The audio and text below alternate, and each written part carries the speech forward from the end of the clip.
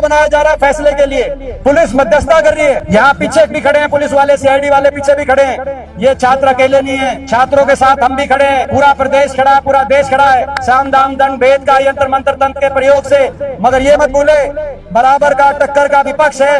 इन छात्रों की आवाज यहीं तक सीमित नहीं रहेगी। 11-11 टाके आ रहे हैं लड़कों को, 11-11 टाके यहाँ से सर खुल रहा है। सर पे कोई हमला करे वो जानलेवा हमला होता है, और जानलेवा हमले में उसी धारा में मुकदमा दर्ज होता है, एफआईआर दर्ज होती है। उठ रहे हैं तो एसपी साहब ये मत भूलना, सवाल आप पे भी उठ रहे हैं। और वो वीडियो जिसने भी देखा है पूरी दुनिया में दिखा दो वीडियो। मैं वीसी साहब को कहना चाहता हूं, सुन रहे होंगे मेरी बात, दिखा दो पूरी दुनिया में। किसी जज को दिखा दो, किसी वकील को दिखा दो, किसी पुलिस अफसर को दिखा दो, और उसके बाद कह दो वो वीडियो ठीक है तो हम आपकी बात मान लेंगे। और अगर जाति किए तो सजा तो भुगतनी पड़ेगी। जिसने जाति की है उसने सजा भुगतनी पड़ेगी। तो ये जो बात की है, हम आपकी मांगों का समर्थन करने भी आए हैं, आपकी लड़ाई को आगे लड़ने भी आए हैं।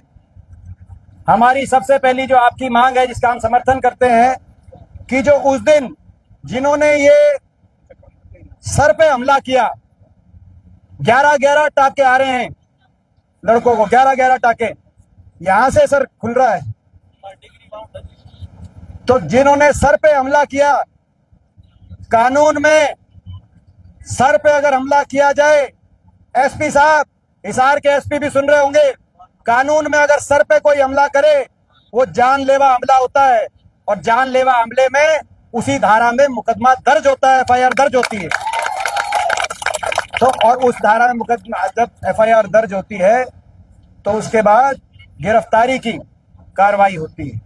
तो पहली मांग ये है, ये जो प्रोफेसर राधेश्याम जो दिख रहे हैं उस वीडियो में, और एक सिक्योरिटी के सुखबीर दिख रहे हैं, इन पे जो धाराएं बनती हैं उन धाराओं पे मुकदमा दर्ज हो, न्याय मिले। इस न्याय को, और 5 दिन हो गए कुछ नहीं हुआ।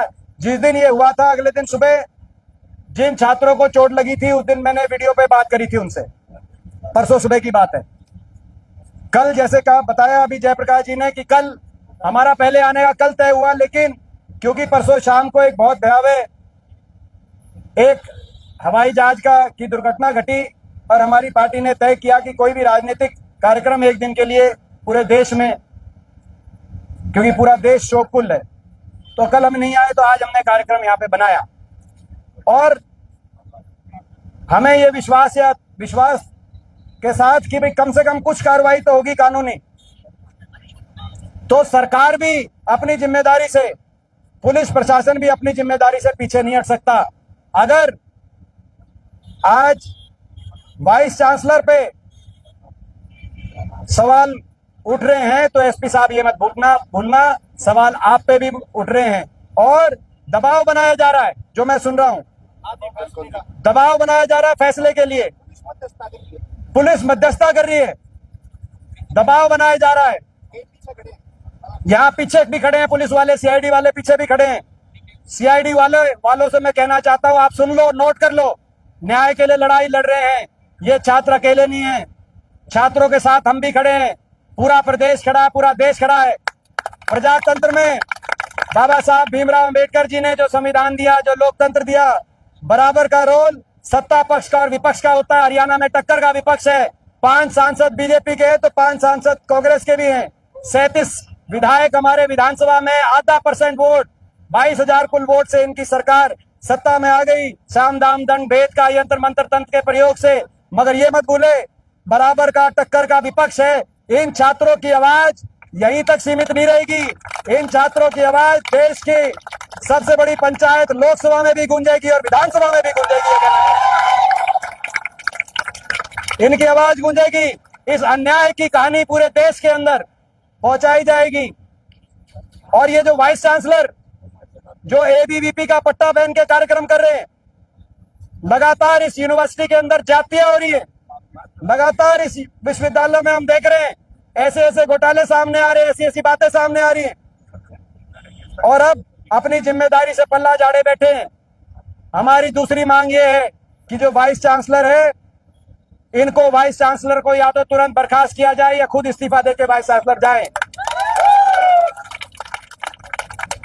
ये मत सोचना वाइस चांसलर साहब कि न्याय के लिए लड़ाई लड़ने में आपके पास सरकार का आशीर्वाद है तो हम पीछे हट जाएंगे।